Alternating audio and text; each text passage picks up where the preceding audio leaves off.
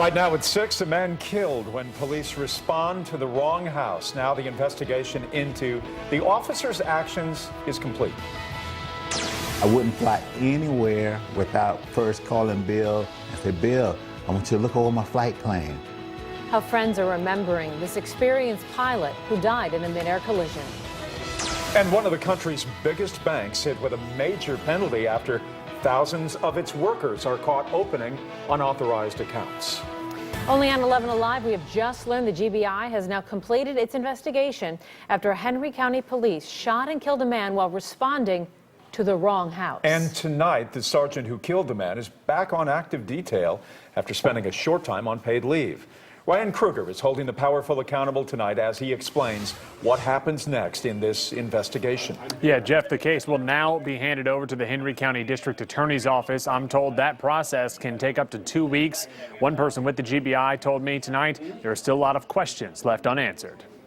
I just want answers. And 3 months later, William Powell's family is still looking for them. The GBI says their agents have taken statements from the officers, examined the scene, and spoken with witnesses. It's now up to the DA's office to decide if any charges will be filed. Back on June 8th, Henry County police officers were responding to a shots fired call, but they showed up to the wrong house. Powell, hearing the noise, walked outside with his gun in hand. Police say he wouldn't put the gun down. His wife watched as Powell was shot and killed. She ran back inside, locked the door, called for help, found out it was the police at her house, and was kept inside for over 3 hours. The family has hired private attorney Keith Martin. I'm told they're likely to file suit against the police department. In fact, Henry County police say they're expecting a lawsuit eventually, therefore they're not commenting. A spokesperson says they're still waiting for the final investigation and a grand jury review. Meanwhile, Powell's family is mourning the loss of a beloved grandfather and still wondering if any charges will come. Always willing to help you do anything. Been awfully good to me. I couldn't have asked for no better son-in-law. Sergeant Snook is a 17-year law enforcement veteran. He's been with the Henry County Police Department for a little more than a decade. Police say it is standard procedure to wait for the investigations to be completed to decide on personnel decisions. Back over to you. Okay, Ryan, thank you. Right now, the GBI is investigating a deputy-involved shooting in Lamar County. Deputies say they were trying to stop Tyler Pitts from allegedly stalking a woman when he started shooting at them near a school. Deputies say they then fired back, shooting Pitts. He is now in the hospital, but we do not know his condition. No one else was hurt in the shooting. Tonight we're hearing from the friends of the 3 people killed when 2 planes collided midair in Carroll County. Blaine Alexander's live for us, the West Georgia Regional Airport, where the airport has now resumed normal operations. Blaine. And Melissa, in fact, we just saw 2 planes take off from this runway right here behind me. That's just one runway over from the place where those 2 aircrafts were trying to land yesterday when they crashed. Now, flights resumed yesterday, but it wasn't until just a few hours ago, earlier this afternoon, that wreckage was finally hauled off. The NTSB now has it in their possession. They're taking it to begin pouring through those pieces, trying to figure out exactly what caused this fatal crash. Now, what they do know is that those 2 planes somehow collided in midair, but what they don't know is why. Now keep in mind there's no air traffic control here at this airport, so that means pilots have to rely on a shared radio frequency to take off and land safely. So some say that it's simple as possible that they simply didn't see each other. Now all day long we've been learning more about those pilots. One, a longtime aviation expert, retired from the FAA, and the other, a young flight instructor who was teaching a student of her own. Listen to some of the friends who knew them best talk about their love for flying. You know, she always was like, I'm going to be a pilot. You know, not, I hope I'm a pilot, but I'm going to be a pilot. If it was anything with an engine and wings, she wanted to do it. He was just such an inspiration in my training, anything that I didn't understand. And knowledge was so extensive. I mean, he can tell you page and verse what's in the Airman's Information Manual. Now, as for that third victim, officials are still not yet releasing his name because they're still trying to notify his family. But we do know that he is a 20-year-old flight student who came over from China specifically to learn how to fly a plane. And guys, I have to say, if you want to know just how much those two victims that have already been identified, if you want to know how much they were loved, a simple search of social media will tell you. Taylor, for example, her alma mater, Middle Tennessee State University, is setting up a memorial for her that's going on as we speak. And right now, in Fulton County, at the Fulton County Airport, a group that Bill Lindsay flew with for years is holding a memorial in his honor as well. Blaine, thank you very much for the very latest on the investigation into that crash. Go online, 11alive.com. You will find the story right on our homepage. Right now, a Stockbridge City Councilwoman is facing charges stemming from a domestic dispute where she is accused of setting her husband's clothes on fire.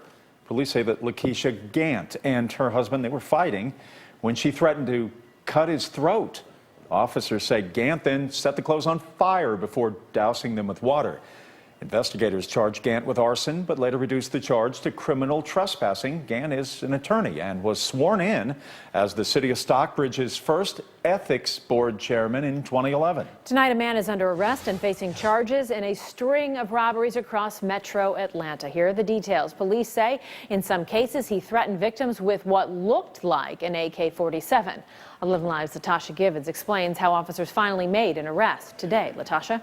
Well, Melissa, after spending weeks piecing together evidence, investigators were finally able to track down Antoine Woolfork early this morning at a home on Bliss Road. Police say this arrest will solve several cases, and his alleged victims are glad to know he's behind bars. In the past month, 11 Alive has talked to two of his alleged victims. One is a photographer who police say was robbed at Whitlier Mills Park. The other woman was at home when investigators say he broke into her house on Howell Mill Road.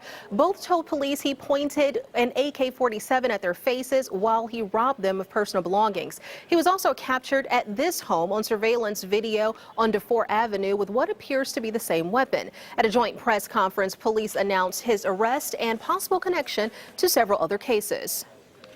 We have a lot of unsolved crimes that he fits the general description, and we're working further with forensics.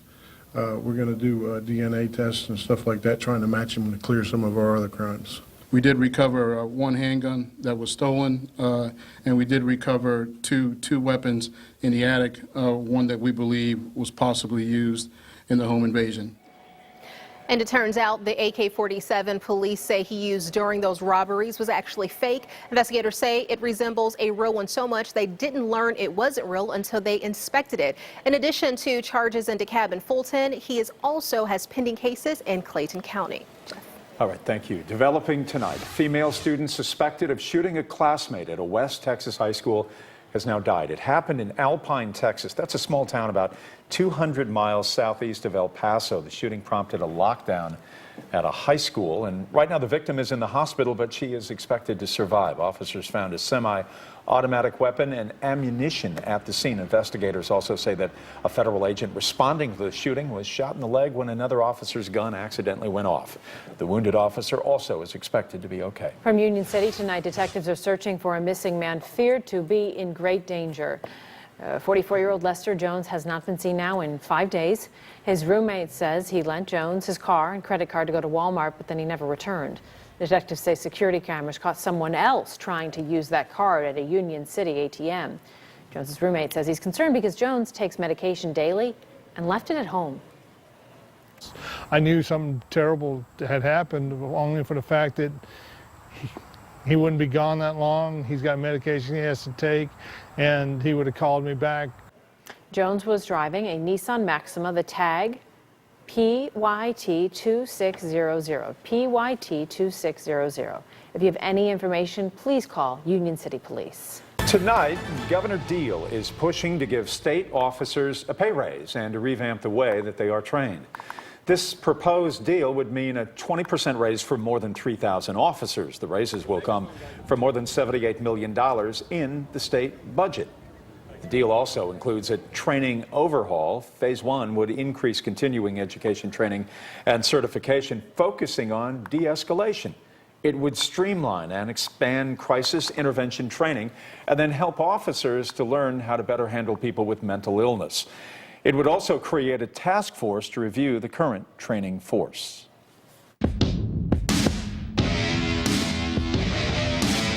Our national investigation into a broken organ transplant system in the VA takes us to Washington, D.C. The VA transplant program. In an exclusive interview, the VA's National Director of Surgery sits down with the 11 Alive investigators. We get answers for veterans seeking transplants who say they're facing distance, delays, and denial, including this Army veteran once in need of a kidney. His son was a perfect match, but the VA denied the transplant. If there is some sort of mechanism that allows them to do what they were trying to do, did someone at the VA drop the ball? The VA's response and 2 signs of potential changes following our investigations. We're holding the powerful accountable tonight at 11. Still ahead, swimmers suspended, the consequences handed down for Ryan Lochte and UGA's Gunnar Bentz after Lochte claimed they were robbed in Rio. Plus, a local family's fight how a hospital right here in Atlanta is helping a popular radio personality to stay on air. She works to help her daughter, her baby, to beat cancer. You can see by these views from our network of tower cams that we have plenty of sunshine out there, dry conditions, and yes, it is hot once again. We are looking into the future to see if we have any relief to the heat and all the dry weather conditions. We'll have more on that coming up. Please stay